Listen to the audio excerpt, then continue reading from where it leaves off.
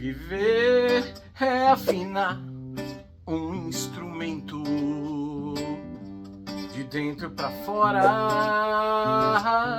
de fora pra dentro, a toda hora, a todo momento, de dentro pra fora, de fora pra dentro. Viver é afinar um instrumento de dentro pra fora, de fora pra dentro, a toda hora, a todo momento, de dentro pra fora, de fora pra dentro. De dentro pra fora, de fora pra dentro, de dentro pra fora, de fora pra dentro. Hag Sameach! Chegamos juntos a 1, 2, 3, 4, quinta noite de Hanukkah. E essa quinta noite de Hanukkah é hora da gente lembrar que o milagre também depende da gente. Vamos tentar entender como, segundo o olhar bem tipicamente cabalístico.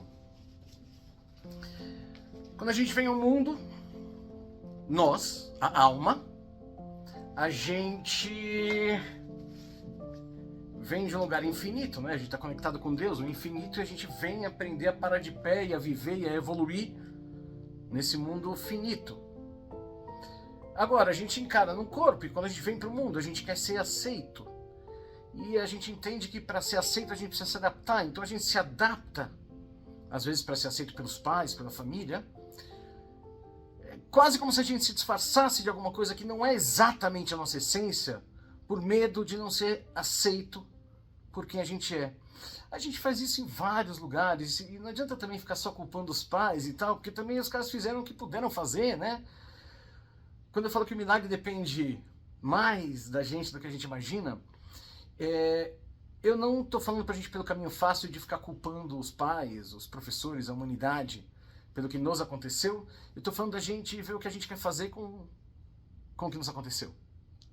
Né? A vida não é tanto o que aconteceu com a gente, a vida é mais o que a gente faz com o que aconteceu com a gente. Agora, quando a gente tem 3 anos, 7 anos, 15 anos, antes da gente ir amadurecendo em termos de consciência, a gente vai se adaptando meio que inconscientemente, porque a gente quer ser amado, a gente quer parar de pé no mundo, a gente quer sobreviver.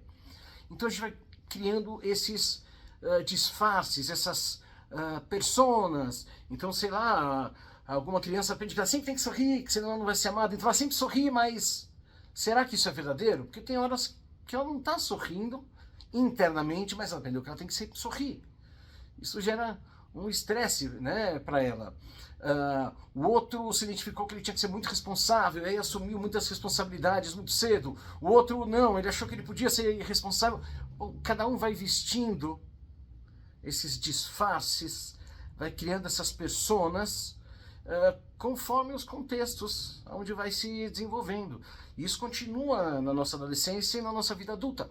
Veja o caso da nossa vida profissional, né? Um médico tem uma persona que não é exatamente quem ele é em casa, etc, etc, etc. O que eu quero falar é o seguinte: em essência, nós somos a alma. Mas a gente precisa do ego para parar de pé no mundo. E é no ego que a gente desenvolve essas vestimentas. Amadurecer é conseguir colocar o ego para servir a alma. Mas antes desse amadurecimento, é muito comum que o ego dificulte a expressão da alma. Então percebe que pode ser um ego meio tirânico? Assim como as ideias que a gente ouviu na vida, ou que nos ensinaram pra gente, às vezes não são crenças verdadeiras. Então essas crenças falsas e tal, elas têm muito a ver com o nosso faraó externo. Agora, tudo é pro bem, né? Tudo é pro bem. Mesmo essas roupas que a gente vestiu durante a vida, assim como essas adaptações aos nossos faraós externos, eles também podem ser voltados ao nosso crescimento. Então, em Hanukkah, é muito interessante que a gente se pergunte, essas roupagens aí que eu tenho colocado, esses hábitos, a maneira como eu vivo a minha vida, eles estão mais a serviço dos faraós externos, ou seja, aquilo que o mundo demanda de mim, aquilo que eu, de certa maneira, disfarço a espontaneidade da minha alma para me adequar ao mundo, ou eu estou aprendendo também a alimentar a minha alma. Porque Hanukkah, e com as leituras da Torá, que acontecem nessa época, todas ligadas a José, que faz justamente esse percurso de amadurecimento, de alguém que aprende a expressar a sua essência, é um período muito bom para a gente fazer isso. Como é que José aprende a expressar a sua essência? Primeira coisa, ele aceita. Ele aceita. Obrigado, Deus, por tudo que você me deu e por tudo que você não me deu. José fala isso ainda quando ele está preso no calabouço do faraó. Ele aprende a aceitar, porque ele sabe que aquilo que a gente recebe nos molda e aquilo que a gente não recebe nos molda também.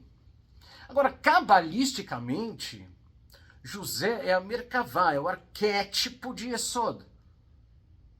Então, José preso no calabouço é como se a nossa criatividade tivesse bloqueada porque a gente pensa muito, ao invés da gente simplesmente ser.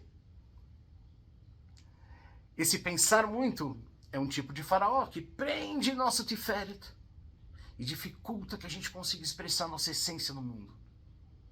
Você percebe? José fica muito tempo, muitos anos, como alguns de nós ficamos anos, presos no calabouço. O que significa ficar preso no calabouço? Significa a gente ter um potencial não realizado. Hanukkah é um convite para José sair do calabouço, para a gente conseguir expressar nossa luz no mundo, realizar nosso potencial. A gente já vai acender as velas. Eu só queria emprestar um exemplo da astrologia cabalística para a gente entender o que é expressar o nosso potencial no mundo. Eu acho que essa imagem da astrologia cabalística vai ajudar a gente bastante. Se você estuda Kabbalah, você sabe que Tiferet é nossa essência, é quem nós somos em essência. Que no fundo de Tiferet a gente encontra o quê? Deus. Mas Tiferet é quem a gente consegue ser quem nós somos nesse mundo. Na astrologia cabalística, Tiferet é comparado com o Sol.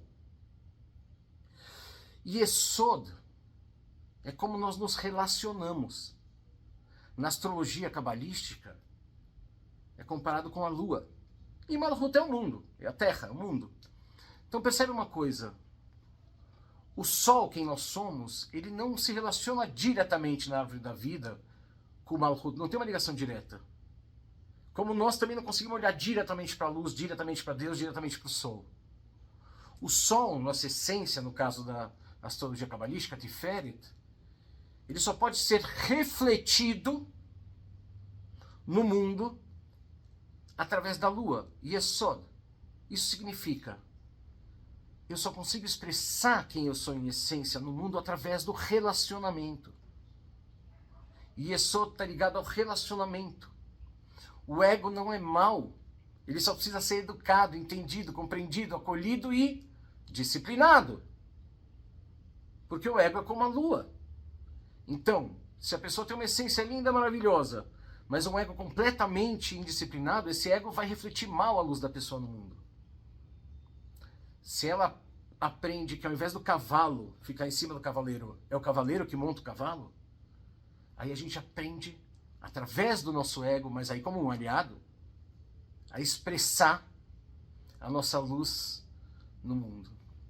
Para fechar o nosso estudo, se a gente fala de Tiferet, um dos nomes que a gente dá para Tiferet é Rachamim, compaixão.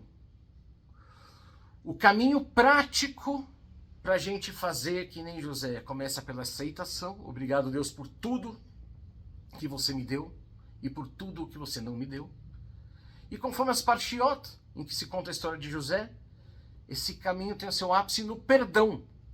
O que é o perdão em termos cabalísticos? O perdão significa a gente transformar din, que é um julgamento severo, a gente transformar em rachamim, que é uma compaixão regrada. O que significa isso? Sei lá, teu filho, teu funcionário fez uma besteira, ao invés de você falar, que droga, você só faz besteira! Pô, isso é um julgamento muito pesado. Diferentemente disso, você pode sim colocar limite, mas através de rachamim, equilibrado, com compaixão, sem ferir a dignidade da pessoa. Ô, cara, vem cá, olha só, isso aqui que você está fazendo não está ficando legal, acho que a gente podia mexer. Tem algo que eu posso fazer para ajudar? Percebe que isso já muda tudo? No primeiro caso, quando a gente é só julgamento, a gente fica irritado, a gente é desrespeitoso com os outros. Para a gente fazer esse caminho de amadurecimento de José. Jacó também teve seu amadurecimento, né? Mas para a gente fazer esse caminho de amadurecimento de José, que é o caminho entre o potencial e a realização, uma coisa importantíssima é a gente aprender a transformar din, julgamento pesado, em rachamim, uma compaixão estruturada. Gente, quinta vela de Hanukkah, Baruch Atah Adonai Eloheinu Melech Haolam Asher Kideshanu Bemitzvotav Vetzivanu Lechadlik Ner Hanukkah. Baruch Atah Adonai Eloheinu Melech Haolam She'asa Nissim La'avoteinu Bayamim Haim Bazman Hazeh. Obrigado ao nosso Criador por todos os milagres que revelou naqueles dias e nos dias de hoje. Mahotsu Yeshuati Lechana Eleshabeach Tikon Beit Tefilati Vesham Toda Nezabeach Letachim Atbeach Mitzaram Nabeach Azekmor Beshir Mismor Hanukat HaMizbeach Azekmor Beshir Mismor Hanukat HaMizbeach. Hanerot halalu anu madlikim, Hanerot halalu anu madlikim, על הניסים ועל הנפלאות ועל התשועות ועל המלחמות. על הניסים שעשית לאבותיו ועל הנפלאות שלא תעשה.